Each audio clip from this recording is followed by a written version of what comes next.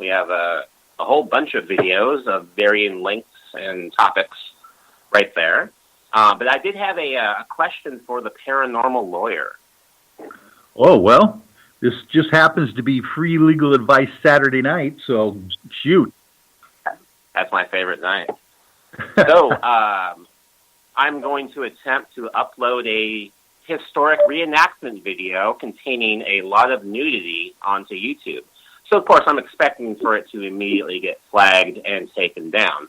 But I know there is a rebuttal process that I can engage in to show them that, this is not pornography, it's not erotica, it's rather an actual reenactment of a quirky cultural historic event. Right. There you go. I think that's probably. Well, I think that's probably your only hope here at this point. But you also, I suppose, could try to get permission ahead of time. But then again, that's probably easier in some cases just to get it up there and make sure that it doesn't pass muster. Who knows? I mean, there's lots of stuff on the internet that passes for art, let's say, nowadays, compared to what used to in the past. So now I understand you have all your waivers. You've got all the talent that have done everything that they need to do to clear their permissions. And it's. I would imagine it's going to be probably come down to a matter of taste. And of course, you are a tasteful fellow, so I'm hoping that this will work for you. Yeah. I'm expecting a bit of a struggle, but I am up for the challenge. Yeah. By the way, is this kind of the sighting? I don't know if you want to tell us a little bit more about the details of the sighting report. Was this gentleman? This gentleman says that not only did he see this craft, but he saw the naked aliens around the craft on the outside before he got in, or how did that work on his sighting report? So basically, the story goes that he lived in Centralia, Washington, and he was visiting family in Markham, Washington.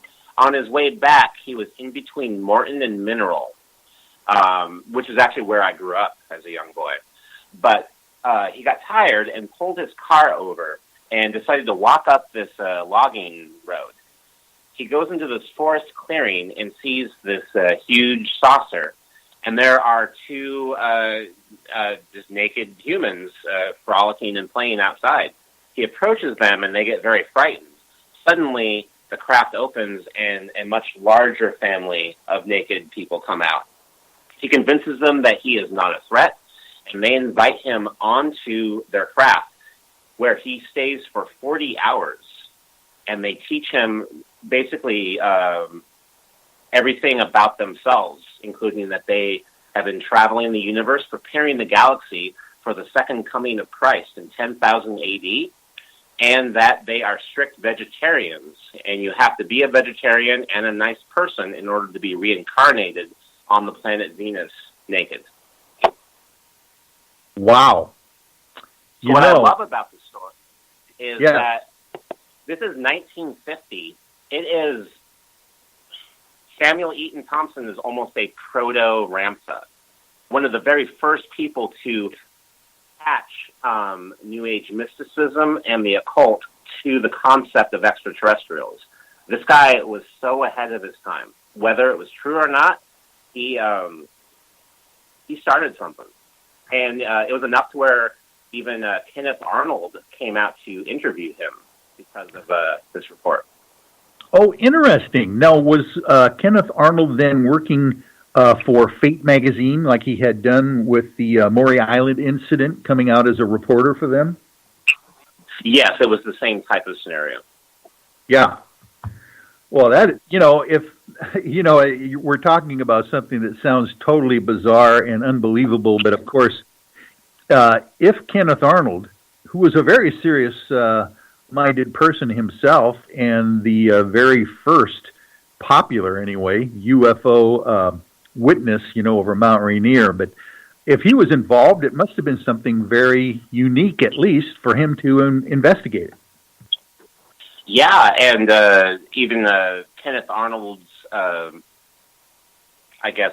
report on his interview with Samuel had him saying that he truly believed that Mr. Thompson was not making this up, that something perhaps psychic had happened to him. So that's probably about as good of an endorsement you're going to get for that type of story. Well, that's for sure. Yeah. I would imagine people could probably scan Fate magazine and get that report from Kenneth Arnold as well. But and if they find that, I would love to know, because I have looked. I have looked a whole lot to try to find some sort of transcript or some sort of evidence other than the anecdotal that I have that Kenneth Arnold interviewed him. I have come up empty so far, but if any of your listeners happen to know about this story or know where I could find, more expansive evidence of Kenneth Arnold's interaction with him, I'd love to know that. Oh, definitely. Well, we'll ask our worldwide audience here if anyone knows any further details in that, because that is going to pique their interest, I'm sure. So if anyone out there has some information, you can get a hold of me, of course, the paranormal lawyer at nightdreamstalkradio.com and or nightdreamstalkradio@gmail.com as well. Vince, you're always fascinating. I really appreciate your time to come on the show whenever you can. I know you're a busy fella. Matter of fact, all the things that you end up doing, it's hard for me to catch up with you. It's hard for me to catch up with myself sometimes. Michael, I believe I do have a specific listener tonight who did participate in the Nudist from Venus shoot. If he's out there, I would like to give a special shout out to Ian, the bartender. Thank you, buddy. Oh, nice. Well, yeah, way to go, Ian. You've got a lot of pride, a lot of nerve, it sounds like. So wonderful. Okay, well, listen, what I'm going to do here, if you can hold on a second, Vince, I'm going to try to get my guest on the show. Matter of fact, I'm going to pull in a really unique guest tonight for the remainder of my show. His name is Timothy-Cullin, and Timothy is one of Dr. Roger-Leer's implant patients. As you remember, Dr. Roger-Leer being the physician that removed many implants from some of these people claiming to have been implanted. So let me just see if I can get him on the line here. If I can, I'll introduce him to you before you go here. Hang on. Sure, I'd love that. Let's see if Timothy is available to pick up. And if not, I will maybe have to drop you and then call in him directly. But, okay, there we go. Hello? Well, hello, Timothy. How are you? This is Michael W. Hall, the old paranormal lawyer. Well, we're here. Yes, wonderful. Well, listen, yeah. I had a previous a guest on, our special paranormal reporter, Vince Inzunza, is on the line. So I just wanted to introduce him to you because, Vince, this is the gentleman who has... Timothy, were you the 11th patient of Dr. No, I was the 9th. I was number 9. Number 9. I was the first patient he had after his book. Oh, after the book. Yeah, Alien Scout. The book detailed the first 8 patients, and I was number 9. Okay. Well, Vince, I just wanted to introduce you. If you want to say anything or ask Timothy a parting question, we'll get started. Hi, Timothy. Hey. Well, what was that like? Oh, hi, yeah. Do you have a question or whatever? No, I mean, what was that like, being with Roger-Leer and having that happen? Oh, it was I didn't quite comprehend what you meant. Well, it was interesting. I found the doctor to be quite a credible man, and it was, some of the things that I've done with him, after I look back out, say 16, 17 years later, no, it was interesting. I think Roger Leer has a really good sense of humor. Yeah, I recall seeing George Norrie speak once at the McMenamins UFO Festival, and George Norrie relayed this really funny joke that like Roger Leer told him about people eating grass or something. I won't repeat it because it's kind of lengthy, but yeah, my impressions of Roger Leer just from that story is that he was a pretty fun guy. Yeah, the Doc he was a real gentleman. I look back on what he'd done with me and stuff, and he was a class act, and very knowledgeable and, just a good person all around. I really didn't know his family and stuff that much, but my interactions with him, over several years was, nothing bad to say about him. I think he was a good doctor and a knowledgeable man. Well, Tim, I have a question for you. While we got Vince on the line here, how did you actually, first of all, decide that you wanted to contact Dr. Leer in the first place? Well, after I discovered the piece of metal in my body, he was on TV with a program,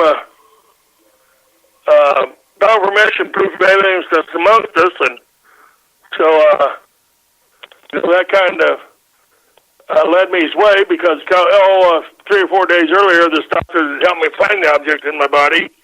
We'd been on the computer and we'd found different groups. We found John Mack's peer group, but they told us they didn't take things out of people's bodies, and that there was a doctor out in California that did, and it just kind of went from there. And like I said a little later on, I found it in about the middle of November, and had the X-ray taken, and like I say, toward the end of November, if I remember, 1998, NBC had a program on, and so I got a hold of Dr. Leer, and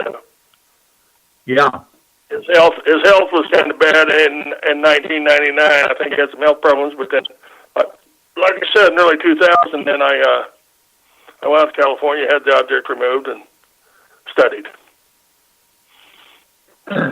And the whole idea of you finding the implant yourself initially, how did that happen? Did you just find it kind of on a self-examination, or did it hurt you or something? Oh, no. You walked... No, I found it with an X-ray. I'd injured my hand a little bit and went to the doctor and wondered about getting arthritis in my hand. My wife's a nurse. So then I went to the doctor, and he took some X-rays, and he come back and he says, "You got a piece of metal in your wrist?" And I sat there for a second or two and then digested it, and then it just kind of dawned on me where it might have come from, and we went from there. Oh my! Did you hear that, Vince? Yeah, that's really interesting. I've never really heard too many, testimony about people about events that led people to Roger Leer. So yeah, that's really good to hear. It wasn't too good a program, if I remember right, but it was on. Well, of course, I wasn't, but good or bad, I wouldn't really know back then. I'm getting a little better at it, but yeah, it was on, and that's kind of what that thing started. Of course, I had to send him a resume of my. I had to send him a resume of my experiences and what I thought, and my because like I said, I can talk about. I can tell you what a UFO looks like, but like I said, I don't have no memory of what kind of beings I encountered at all. Yeah. So, in other words, when you found this thing, you said that it kind of dawned on you where it might have come from. Do you want to relate that story to us? Well, it just like I say, one of them curiosity things about me. That's You know,